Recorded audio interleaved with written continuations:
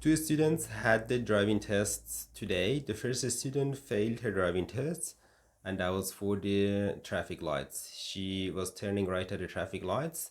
There was a red arrow and a green light, and she moved forward to turn right on the red arrow.